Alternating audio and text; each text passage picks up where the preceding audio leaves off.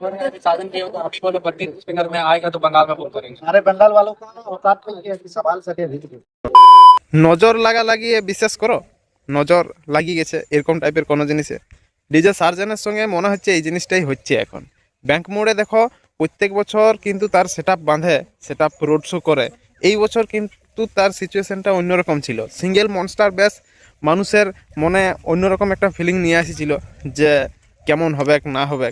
বিশ্বাস করো এই রোড শোটাতে সেটা হতেই দিল নাই যে মনস্টার ব্যাস, যেটা আমরা সিঙ্গেল মনস্টার ব্যাস বলি, যে ওইটাতে কেমন আমরা প্রেসার দেখতে পাবো বা কেমন রেজাল্ট পাবো, এই জিনিসটা হতেই দিল না। তো মানে ব্যাপার হচ্ছে দেখো ডিজে সার্জেনের এখন ফ্যান ফলোয়ার প্রচুর, দেখো বিনা আপডেটে।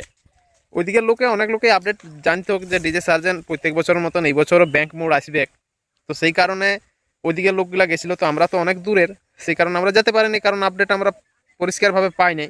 তো ব্যাংক মোড়ে আপডেট না পাওয়ার পরেও এত ভিড়, একটা যে নতুন বিল্ডিং করছিল সেই বিল্ডিংটাই যে লোকগুলা ছিল ওখানে নাই করো খতরনাক লোক হয়তো ভাবিছিল ডিজে পঙ্কজ, ডিজে শশী আর ডিজে সার্জেন তিনজনের মধ্যে হয়তো কম্পিটিশন হতে পারে।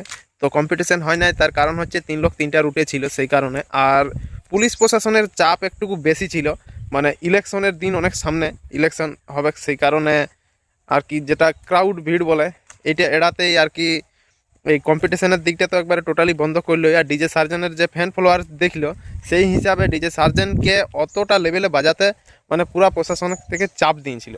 সেই কারণে অনেক লোক আমার আগের ভিডিওটাতে কমেন্ট করছে বাজাতে পারে নাই, এইরকম অনেক যারা হেটার্স থাকে তারা উল্টাপাল্টা অনেক কমেন্ট করছে। তাদেরকে বলবো যে এমন ব্যাপারটা লয়, ব্যাপার হচ্ছে যে প্রশাসনিক চাপ থাকলে ডিজে সার্জেনে কেন, যদি বাকি সেটগুলারও ওরকম অবস্থা থাকতো তারাকেও বাজাতে দিত না। ওই সাইডটাই অতটা মানে ক্রাউড হয়তো কম ছিল, মানে ডিজে সার্জেন একদম পুরা বাজারের ভিতরে ছিল বলে মনে হচ্ছে ক্রাউডটা বেশি বুঝাচ্ছিল, কম জায়গায় বেশি লোক হয়ে গেছিলো, সেই কারণে ভিড় এড়াতে অত জোর বাজাতে মানা করেছিল। তো যে সিঙ্গেল মনস্টার বেসের আমরা রেজাল্ট দেখবো ভাবছিলাম, সেটা সেরকমভাবে তো দেখতে দিল নাই, কারণ এইবারে যদি মোটো মেলা যায় তো মোটো মেলায় আমরা দেখতে পাতে পারি। তো আরেকটা জিনিস আমি ইউটিউবে লক্ষ্য করলাম যে ডিজে সার্জেন সেই যখন তার স্পিকার খোলার একটা অনেক লোকের ইউটিউব চ্যানেলে আমরা লাইভ ভিডিও দেখলাম যে সিঙ্গেল ব্যাসটায় কি স্পিকার মানে রাখিছে, বা মানে অনেক লোকের ডাউট থাকে না যে ডিজে সার্জেন শুধুমাত্র অডিও টোনেরই স্পিকার ব্যবহার করে লোককে দেখানোর জন্যে, ভিতরে অন্য কিছু থাকে, এমনটা মানে ডাউটটা ক্লিয়ার করার জন্য একটা বক্স খুলে সেই পাবলিককে দেখালো যে আমি কি স্পিকার ব্যবহার করি আর কি করি নাই। কারণ অনেক লোকের মনে অনেক রকম প্রশ্ন থাকে, সেই জন্য একটা বক্স খুলে দেখান দিল। সেই তখন একটা ডিজে সার্জেন কথা বলেছিল আমাদের বেঙ্গলের নিয়ে, সেই কারণে আজ সকালে একটা ভিডিও মানে কিছুক্ষণ আগে ভিডিওটা পোস্ট করেছি, তারপর আমি এই ভিডিওটা বানাচ্ছি যে বেঙ্গল বালক নিয়ে, মানে বেঙ্গল ফ্যান্সের জন্য সরি, বেঙ্গল ফ্যান্সকে সরি বলছে ডিজে সার্জেন যে কালকে রাতে একটা গল্প वो भूल करे बोली फैली है। किसी का मोबाइल में लाइव चल रहा था तो अचानक से पूछ दिया कि भैया बंगाल वाले 32 स्पीकर समथिंग ऐसे कुछ। तो अब उस समय अचानक से यहाँ बातचीत कुछ और चल रहा था और अचानक से कोई और उंगली कर दिया। तो जब वो बोला कि बंगाल वाले, तो मैंने भी गलती से बोल दिया कि बंगाल वालों का डस डस ऐसे ये नहीं है। तो फिर मैंने तुरंत रियलाइज़ किया अरे भाई लाइव चल रहा था और पूरा बंगाल, इसमें पूरा बंगाल कुछ बेवकूफ़ों के चलते पूरा बंगाल को तो बोल नहीं सकते हैं। तो मैंने रियलाइज़ किया कि नहीं ये गलत शायद मैंने बोल दिया जोश में, ये नहीं बोलना चाहिए था। লাইভটাতে বলেছিল যে নাড়াজোলে যেরকমভাবে ভিড় হয়েছিল বেঙ্গল, সরি মানে আমি এই কথাটা বলবো না, কারণ ভিডিওটা যারা দেখিছো তারা হয়তো জানবে যে বেঙ্গলের লোকের অতটা আর কি ভিড় সামলানো সম্ভব নয়। আমি কথাটাকে ঘুরাই বলছি, কিন্তু এরকম বলে নাই, একটু অন্যরকমভাবে বলেছিল। সে কারণে সকালে ডিজে সার্জেন তার ইউটিউব চ্যানেলে একটা পোস্ট করেছে, দেখবে বেঙ্গল ফ্যান্সের জন্য যে সরি বেঙ্গল ফ্যান্স। অনেক লোক আছে ডিজে সার্জেনের ফ্যান্স, কারণ আমরা মেদিনীপুর নাড়াজোলে দেখেছি ডিজে সার্জেনের কী লেভেলে আমাদের বেঙ্গলে ফ্যান্স আছে। তো সবারই মন যাতে না দুঃখে সেই কারণে ওই জিনিসটা বলেছি, সবাইকে বলে না, অনেক হেটার্স আছে যারা দেখবে লাইভ চলাকালীন হোক আর ইউটিউবে ভিডিও আপলোড করার পর হোক, অনেক লোক শুধু দেখবে অন্য অন্য সেটআপের নাম করে ডিজে সার্জেনের নিয়ে উল্টাপাল্টা কথা বলে। এই জিনিসটা বলবো। তো দেখো অনেক ইউটিউব চ্যানেলও আছে শুধু সেইটুকু শর্ট ভিডিওটাকে এডিট করে আর চারদিকে আপলোড করে। তো ভাই সাহেব আমি একটা কথা বলবো, আমি ইউটিউব লাইনে আজ অনেক দিন ধরে কাজ করছি, আজ দেখো 9,000 9,500 সাবস্ক্রাইবার আমার হতে গেল। এটা হওয়ার পেছনেও কিন্তু সেই মানে কি বলবো একটু সততাটা রাখতে হবে। যদি বড় চ্যানেল করব কোনো দিন ভাবো, তো আমি বলবো যে কোনো দিন কারো মানে খারাপ চাইয়ে নিচে বড় হওয়ার চেষ্টা না করাই ভালো, কারণ তোমাকে চ্যানেলটা সব দিনের জন্য রাখতে হবে। এই লয় যে তুমি আজকে চ্যানেল আছে কালকে তুমি রাখবে না বা কালকে তুমি ভিডিও আপলোড করবে না, সেই জন্য যার নামে পারবে উয়ার খারাপ রটাই নেই করে তুমি তোমার ইউটিউব চ্যানেলে ভিউজ আসছে সেই কারণে তুমি উল্টাপাল্টা ভিডিও একটা পোস্ট করে দিলে, পুরো ভিডিওটা কিছু বললেই নাই কো। হ্যাঁ বুঝতে পারছি তার ওখানে ভুল বলাটা হয়েছে। আমিও ভিডিওটা দেখার পরে আমি ওই জিনিসটা ভাবিছিলাম যে সার্জেন দা এই কথাটা অন্তত ভুল বলেছে, কারণ আমরাও বেঙ্গল সেরেই বটেই, আমার বাঁকুড়া জেলায় ঘর বটে, মুকুটমণিপুরের সামনে সবাই জানো।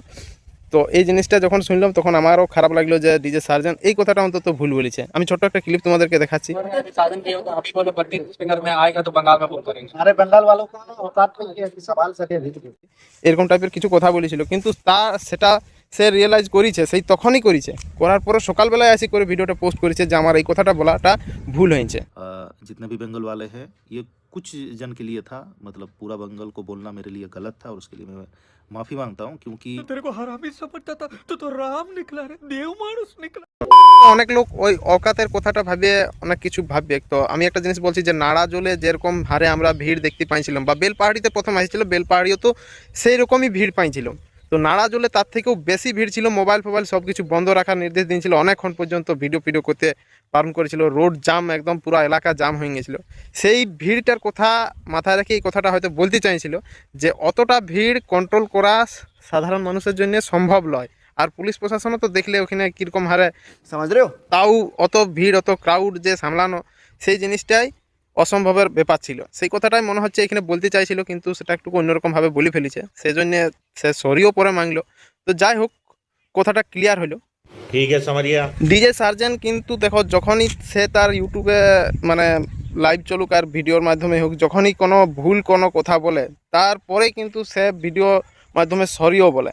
এর কিছুদিন আগে আমরা সেই কালিন্দী সমাজের একটা গল্প বলেছিল, আমরা ভিডিওটাও লাইভটাও দেখেছি, তারপর ভিডিওটাও বলেছি।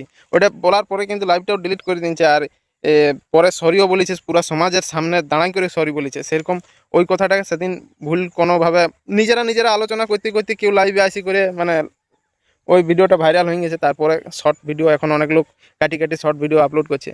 তো সেই শর্টের মাধ্যমে পরে যখন বুঝতে পারলো যে এই শর্টটা তো আমার ভাইরাল হয়ে যাচ্ছে, এটা কিন্তু আমার বলাটা ঠিক হয় নাই, সেই কারণে নিজের ইউটিউব চ্যানেলে আসি করে সরি বলেছে। তো যাক, জিনিসটা পরে সরি বললেও জিনিসটা বুঝতে পারলাম যে তার যে ভুল স্বীকার করছে, সেটাও অনেক বড় ব্যাপার বটে। তো অনেক লোককে বলবো যে এরকম কোনো ছোটোখাটো ক্লিপ মানে এডিট করে আপলোড করে তাকে অন্তত ছোট করে না, কারণ সেও একজন মেহনতি মানুষ বটে, মেহনত করে আজ এত দূর পর্যন্ত পৌঁছেছে, সেটাও সবার ভালোবাসার পরেই। মানে এই লয় যে শুধু তার একার মেহনত বা অন্য কিছু। অনেক লোক কি বলবো, আমরা ফ্যান্স হয়েছি তার একটাই কারণ যে তাকে ভালো লাগে, অনেক দিন থেকেই তাকে পছন্দ করি, সেই কারণে আজ এত বড় জায়গায় উঠতে পারিছে সবার ভালোবাসার ক্ষেত্রে, নাকি বল? তবে শেষমেশ একটা কথাই বলবো যে নজর তো সত্যিই লাগিয়েছে ডিজে সার্জেনের সেটআপের উপরে, সেটা নজর মনে হচ্ছে ঠিক হবে মোটো মেলাতে আমরা আসলে দেখতে পাতে পারি সিঙ্গেল মনস্টার বেসের পেসার। কী কারণে মনস্টার বেসটা বানাইছে বা কীরকম রেজাল্ট হবে না হবে সেটা তো এখনও পর্যন্ত আমরা জানতে পাইনি, কিন্তু পাবো মোটো মেলাতে।